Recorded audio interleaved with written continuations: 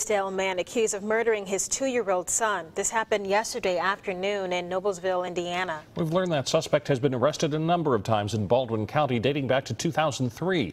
Fox 10 News reporter Hal Sherrick went to the suspect's neighborhood near Wilcox Road to find out more. Authorities in Indiana say 30-year-old Micah William Harrison killed his own 2-year-old son Thursday afternoon in Noblesville, Indiana. Emergency personnel responded to a stabbing call at an apartment and found 2-year-old Michael Harrison unresponsive with substantial head trauma.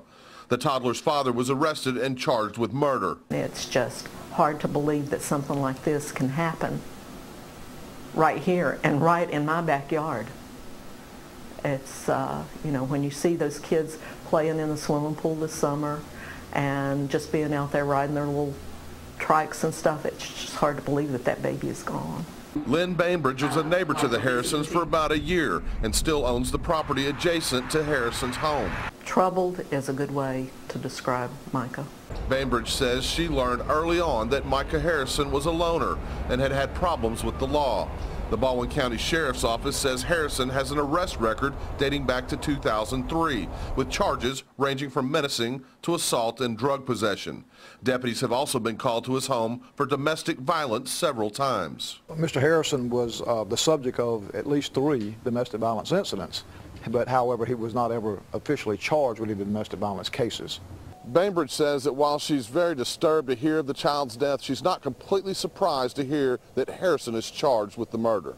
Knowing his background and knowing that he continued that kind of lifestyle, even though he had 3 children, did not surprise me.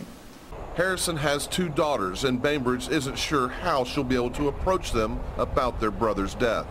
How do you even approach a preschool child who's lost their sibling, you know?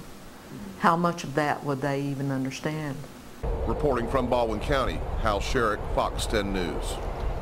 Authorities say Micah Harrison was in Indiana visiting family. He had his first court hearing today where he asked the judge for a rope and begged to be killed for taking his son's life.